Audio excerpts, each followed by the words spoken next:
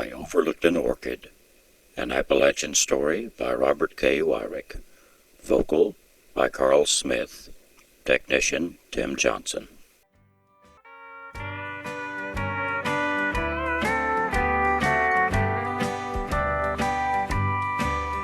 The orchid is a flower that blooms so tenderly to thrill the fairest lady of the land.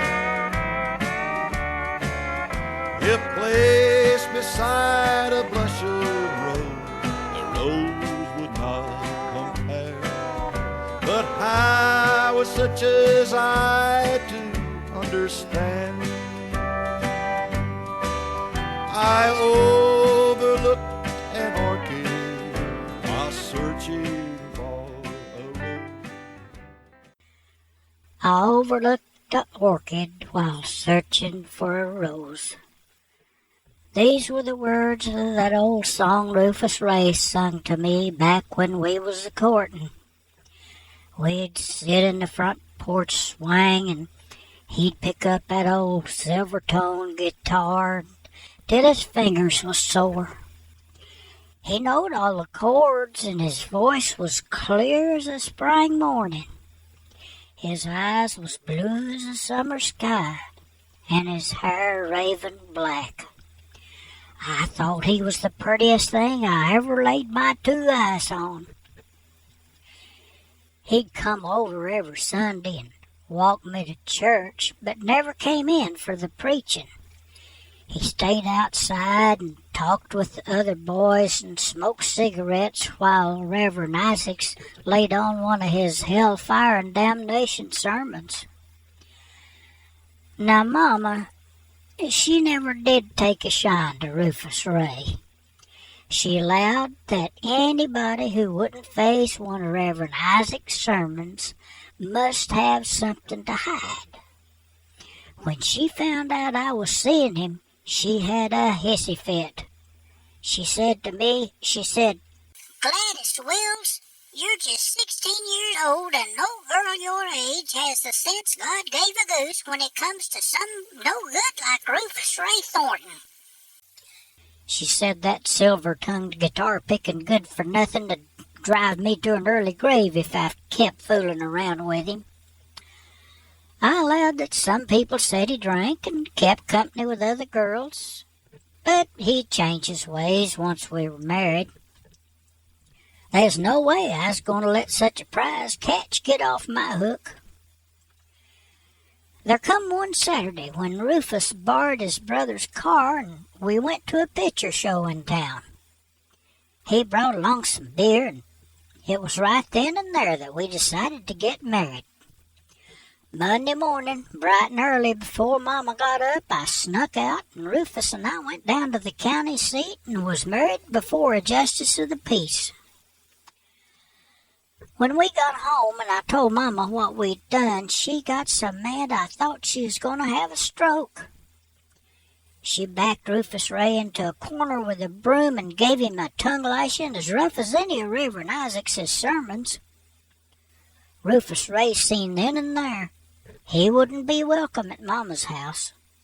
He left, saying he was going to find us a place to live, and I didn't see him again for a good month or maybe 6 weeks. Early one Sunday he come over and said he found us a 2-room house on Big Jim Smith's place. He is going to help Big Jim around the place for the rent and some spending money on the side.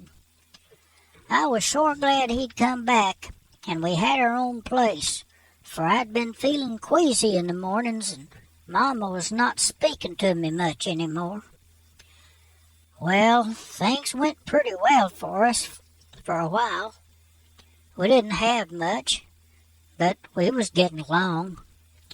Rufus was helping Big Jim on the farm, and with Mama's help, we was getting by. Rufus didn't pick guitar much anymore, and he complained with his back hurting most of the time. It appears that he hurt himself getting one of Big Jim's mules untangled from a barbed wire fence. He asked Big Jim to send him to a doctor, but Jim said anybody who'd tangled with a mule in a barbed wire fence didn't have sense enough to get to a doctor.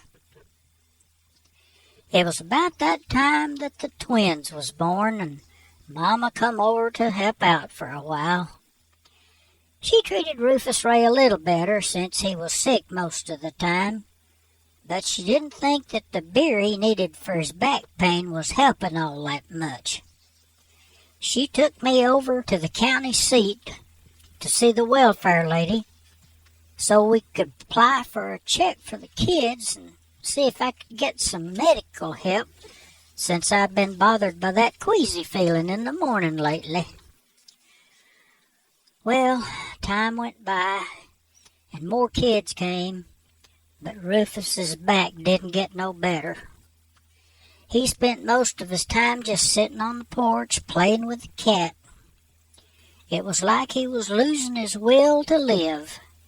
If it hadn't been for the beer giving him some relief, I don't know what he would have done.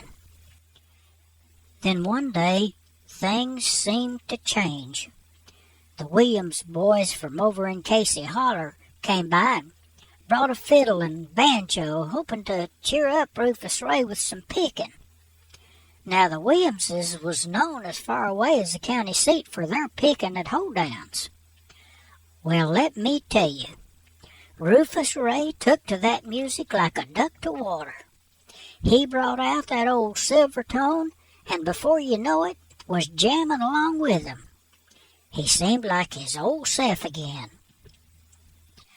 A few days later, the boys come by and asked if he'd play with them at a pie supper down at the school on Saturday night.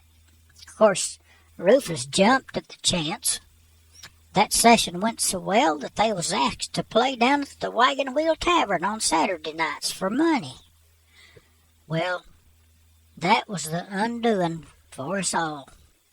Rufus Ray went pig wild and hog crazy once he got to hanging out with that tavern crowd.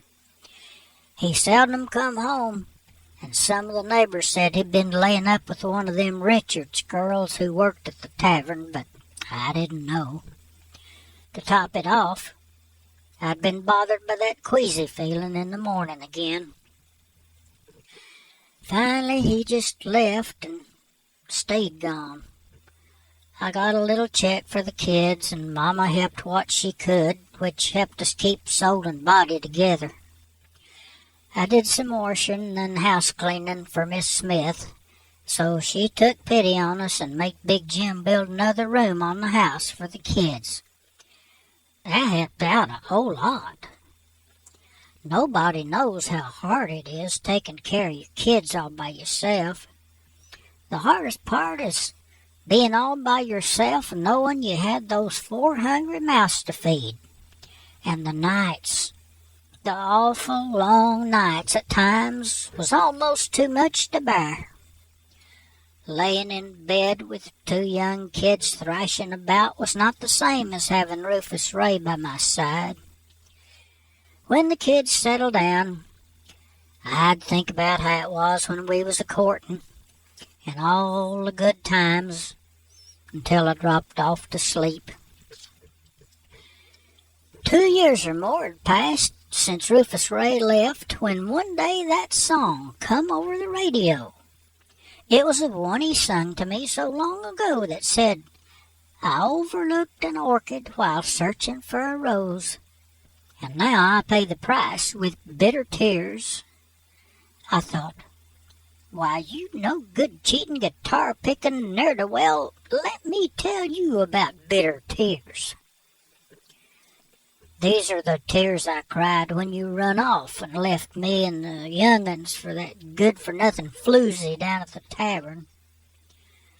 These are the tears I shed when the twins were down with the measles, and I sat up 3 nights straight, never sleeping a wink, for fear that one or both of them might die before morning. Bitter tears was the ones shed when Big Jim was fixing to put us out of the house, till Miss Smith put a stop to that notion. She 'lowed that them kids needed a roof over their heads, and as long as she could draw a breath, we was not moving. I think she was the only living soul whoever stood up to Big Jim and made him back down. Bitter tears, Rufus Ray. You can sing about 'em all you want, but you don't have no idea of what they are. Oh, Lord, forgive me, but sometimes I hate that man with every bone in my body. I can still hear my poor dead mama's words in my head when she'd say, I told you, Gladys Wills, that you was driving your ducks to a bad market when you hooked up with that no-good Rufus Ray Thornton. The only thing he was ever good at, with that bad back of his, was picking a guitar and making more young'uns. Mama knowed what she was talking about, but she could never see it from my side of the fence. Every day when the kids were off to school and I had done up the dishes, I'd sit and rest a spell and look out the window at the road leading all to town. It was a narrow, dusty path and not much to look at, but one day I knowed it would take me someplace where things was going to be better. It was one of those days when I seen off in the distance someone coming down the road toward the house. It took a few minutes before I recognized it was Rufus Ray. He looked so old and stooped, I almost didn't know him. Well, I thought, I guess I'd best put on a clean apron and stir up some victuals on the stove, for he'll be plumb starved by the time he gets here. I overlooked an orchid while searching for a rose. The orchid that I overlooked was you. The rose that I was searching for has proved to be untrue.